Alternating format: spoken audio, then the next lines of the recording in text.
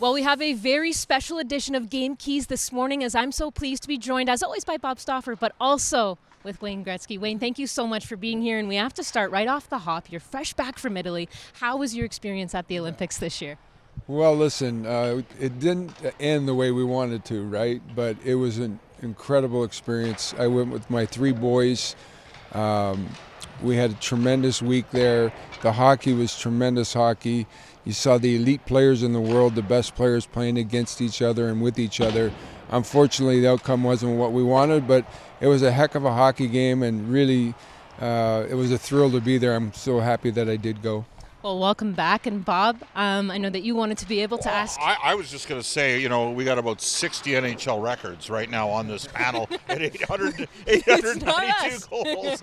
But, you were part of a transformative time for Hockey Canada right after losing in 1998, and maybe you should have been taking a shot in the shootout. I don't know. You're only the greatest goal scorer of all time until last year. But just a thought process on your memories in 2002 and helping take the pressure off the team a bit. I remember when you stuck up for Canada there. I love that about you.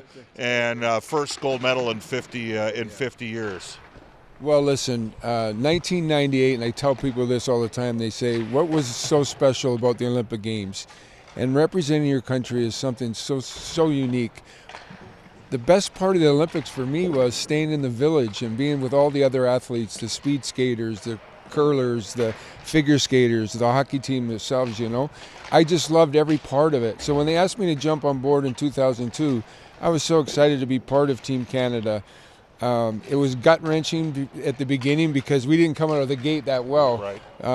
We were just sort of puttering the first few games, but, when you got players like Lemieux and Yzerman and Sakic, and we had Pronger, McGinnis, Marty Brodeur, the team was loaded, and we knew it just take a little bit of time to come together, and we did that. We came together. It was an emotional time because, Canada and U.S. had put their stamp on being a hockey country by beating us in 1996 at the World Cup. So we knew it was going to be a tough opponent. It was a great victory for us. One of the exciting parts of it, we flew some of the guys from the Edmonton Mercury, I believe the name of the team, 1952 gold medal winners, down for the gold medal game. And I thought that was pretty special of Hockey Canada to do that, and I thought that was pretty unique. Well, if we can take it now to today, it's the Oilers and the Vegas Golden Knights, and we know the state of where the Edmonton Oilers are at in this playoff race, and they have an opportunity to really make some ground here in the Pacific Division. Wayne, I would love to get your input on what you're seeing from the Edmonton Oilers, because, of course, there's always noise around this team. Yeah. People are feeling nervous. Yeah. How do you assess this? Well, first of all, let me tell you this. Very similar to that of Florida. When you get to the Stanley Cup Finals 2 years in a row, it takes a lot of hard work, it takes a lot of commitment, and it's physically and mentally demanding. So every game that you play in November, December, these teams are getting up for you because they're saying, we're a measuring stick. We want to show how good we are against one of the elite teams in the league.